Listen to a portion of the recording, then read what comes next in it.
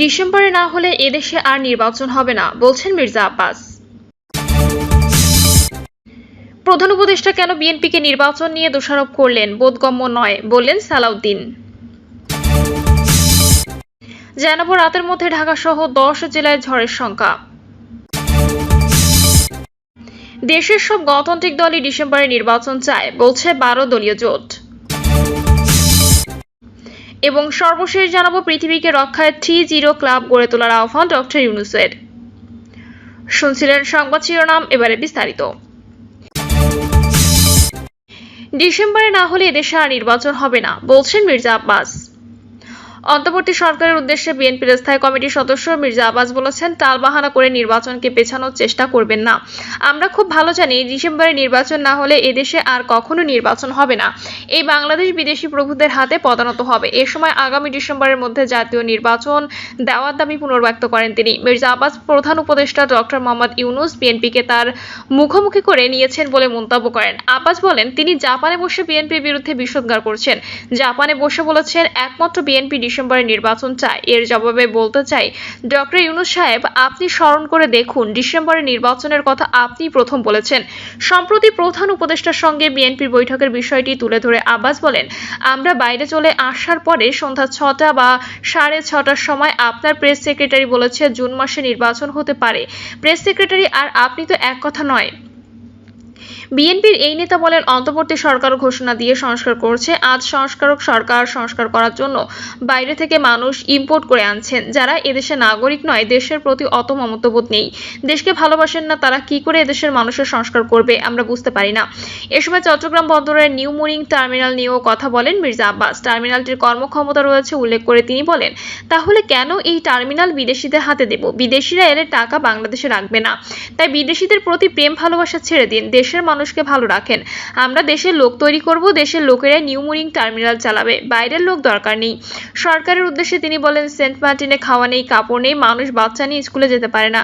Saint মার্টিনে কি এমন হয়ে গেল যে বাংলাদেশে নৌকা যেতে পারবে না? সেখানে কি এমন ঘটনা ঘটেছে জানতে চাই। সাজেকে কি হচ্ছে আমরা জানতে চাই। প্রধান উপদেষ্টা কেন বিএনপিকে নির্বাচন নিয়ে দোষারোপ করলেন বোধগম্য নয়, বলছেন সালাউদ্দিন।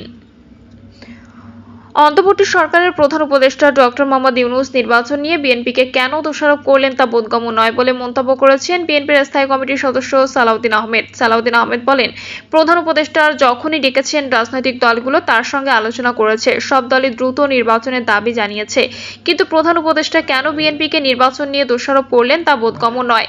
সালাউদ্দিন আহমেদ বলেন, প্রধান উপদেষ্টা ডক্টর মোহাম্মদ ইউনূসের কাছে যথেষ্ট তথ্য না থাকায় তিনি জাপানে কেবল একটি দল ডিসেম্বরের মধ্যে নির্বাচন চায় বলে জানিয়েছেন। বিএনপি এবং এর সাথে যুগপৎ আন্দোলনে যারা ছিল সমমনা সব দলই ডিসেম্বরের মধ্যে নির্বাচন চায়। অন্তর্বর্তী সরকার দ্রুত নির্বাচনের রোডম্যাপ দেবে এই প্রত্যাশা ব্যক্ত করে তিনি বলেন, সমগ্র জাতি নির্বাচনের জন্য অপেক্ষমান। যে সংস্কার ও বিচারের কথা বলা হচ্ছে তা চলমান প্রক্রিয়া। সালাউদ্দিন আহমেদ বলেন, খুনি ফ্যাসিস্ট শেখ হাসিনা ও তার দলকে বিচারের আওতায় আনা হবে।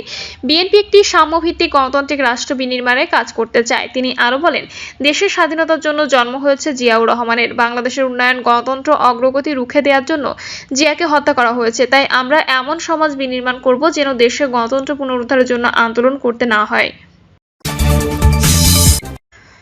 রাতের মধ্যে ঢাকা সহ 10 জেলায় ঝড়ের সংখ্যা।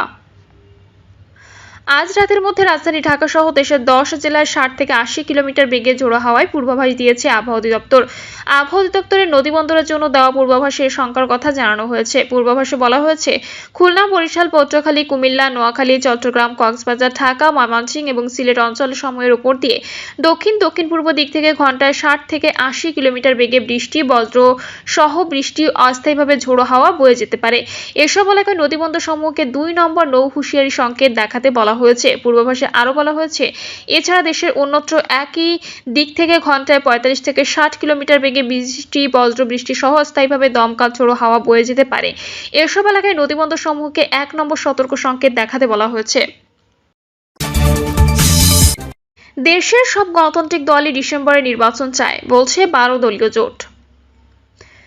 12 দলীয় জোটের নেতারা বলেছেন 2025 সালে ডিসেম্বরে কেবল একটি দল নয়, দেশের সব দেশপ্রেমিক গণতান্ত্রিক রাজনৈতিক দলই নির্বাচন চায়। একটি অবাধ, সুষ্ঠু ও গ্রহণযোগ্য নির্বাচনই দেশের মুক্তি ও উন্নতির অভিমুখ নিশ্চিত করে। বারবার তা প্রমাণিত হয়েছে। জাপান সফররত প্রধান উপদেষ্টা নোবেলজয়ী ডক্টর মোহাম্মদ ইউনূস নিক্কেই ফোরামে দেওয়া বক্তব্যে উল্লেখ করেছেন, ডিসেম্বরে মাত্র একটি দল নির্বাচন চায়। এই বক্তব্যের প্রতিবাদ জানিয়ে 12 দলীয় জোটের নেতারা বলেন, এক কথায় নিরেট মিথ্যাচার করেছে নোবেলজয়ী অধ্যাপক ইউনূস। কেবল একটি দলই নয়, দেশের সব গণতন্ত্রপন্থী দল স্পষ্টভাবে গত 9 মাস ধরে ডিসেম্বরে নির্বাচন আয়োজনের কথা বলে এসেছে।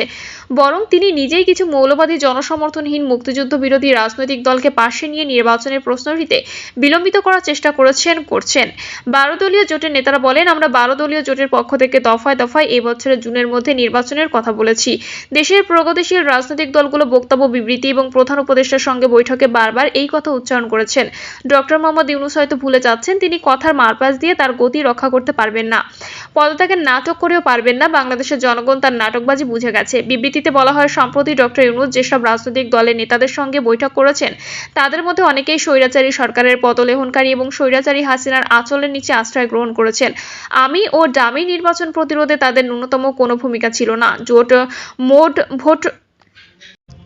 ভোট বর্জনের বিষয়েও তারা ছিলেন নীরব। এমনকি জুলাই আগস্টের ছাত্র জনতার আন্দোলনে তাদের কোনো ভূমিকা ছিল না। নিজের পায়ে চলতে পারে না এমন অনেকজন সম্পর্কবিহীন নেতৃত্বকে ডেকে নিতে গণতান্ত্রিক আন্দোলনে এবং গণঅভ্যুত্থানে সক্রিয়ভাবে অংশগ্রহণকারী দল ও নেতাকে অপমান করেছেন, অবজ্ঞা করেছেন। তার এই অশোভন আচরণে গণতান্ত্রিক আন্দোলনের সঙ্গে সম্পর্কিত দল এবং নেতারা ব্যথিত এবং দুঃখিত।